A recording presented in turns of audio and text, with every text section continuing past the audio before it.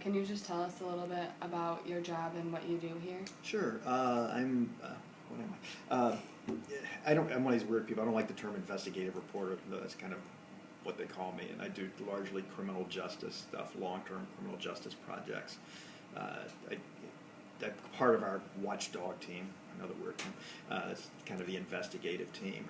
And I do cover federal courts also. Reason I point because I'm in that direction. But that's pretty much it. Just longer-term projects on different things. Mm-hmm. Largely, criminal justice stuff has been the focus for really the last decade or more. Okay. What college did you attend, and how did you actually end up here instead of another job? Oh, sure. Randolph-Macon College, which is actually similar to yours, is a liberal arts college near Richmond, and they actually didn't even have a journalism major. I majored in English and wanted to write, and then realized that unless I was very quickly the great American novelist, which I wasn't, I wanted to get paid regularly, so newspaper became a way to do that. And I edited the college paper, and just went right out into small newspapers, and then a small daily, and then came here. I worked in Virginia, and in 1990, that long ago, came here after an editor who I'd worked with in Virginia and moved up here a couple of years before, and lured me up.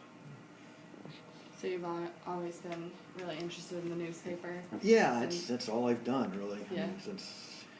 I've done freelancing, some magazine stuff here and there, but really since college, it's the only job I've had. Mm-hmm. What types of media forms do you use the most? Such as, you mean with social media stuff Yes. and things like that? Sure. Yeah. That's obviously, we're doing a lot more of that these days. I guess different social media outlets, Twitter more than others, and that's partly because, too, the teacher didn't even have a Facebook page until probably 6 months ago, and that was almost purely by accident. What happened was to kind of get rid of the anonymity of commenters on our stories, because some of it was really getting ugly. It doesn't completely rule out anonymity, but we set up so you have to go through Facebook accounts and somebody was commenting on a story of mine and asking legitimate questions, and I realized I couldn't answer without a Facebook page. Right. And so I set up a Facebook page, answered, and then thought I deleted it, and next thing I knew, I hadn't, and my friends and relatives had found me, so I've had it ever since.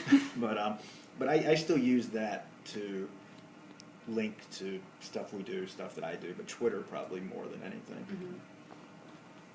Mm-hmm. Do you think that TV and internet, or news shows, or how the internet and news has affected the newspaper business? Oh, definitely. I'll try to be concise. TV news we've had forever, so right. And they've sort of had their niche, and we've had our niche. We've been the ones that I think typically provide more depth, and they're much better at sort of the quick hit crime covers, the accidents, which we're doing more of now to get to the second half of it because of the internet, because so many people get their news on the internet now. And what we found is, and I'm sure not just us, people who are frequently going to the internet, you need something fresh there. If you look at a story at 8 and you come back to our site at 12 and it's all the same stuff, you might not come back again at 2. So we now do more of the sort of stuff that TV, and you'll hear about, Victoria will be talking to your class about this probably, more of the stuff that TV used to kind of be the only one, which is, accidents. We're out there for photographs, videos now, we do videos. And it's an interesting sort of dichotomy where on the web, that seems to be the most popular stuff. People love their crime on the web, they love their accidents on the web, which sounds weird. But they will read the in-depth stuff if you sort of package it in a way that's appealing, and I think that's what we've been working through, is how best to make it appealing on the web. And through other, we're carving out stuff now for completely different platforms. Stories will be arranged in a way so they can go on the phone, so they're on the pad, the tablets, and so it's a whole new world. The big part of the internet is, the problem, and TV's facing it too, is how do you make money off of it? Right. And that's been the thing that's been killing our industry, because we were slow at realizing what was going to happen with it, and we haven't quite figured out how to make money off of it.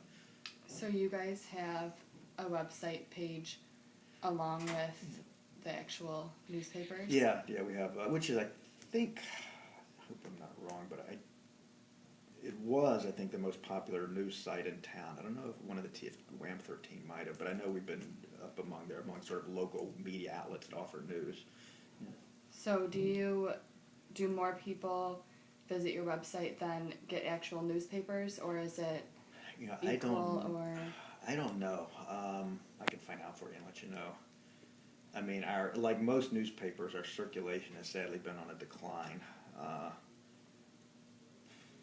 I don't know. We actually have, if you, and I don't even know how they figure this out through polling or whatever, household surveys. If you look at sort of the penetration, which is basically you take your population and figure out what percentage of that population access you via internet, via newspaper or whatever. And we have, over the last couple of years, either the number one or number two penetration in the country, which means both internet and newspaper are reaching a larger swath of the population than other outlets. But I don't know which. I can find out. I don't really know which is larger. I mean, I'm thinking the newspaper might still be, if you do a multiplier, if you just took sheer circulation, probably not, but typically you sort of a multiplier where you say a household of X number, and you sort of multiply. I'm assuming folks are reading the paper there, but I'm not sure.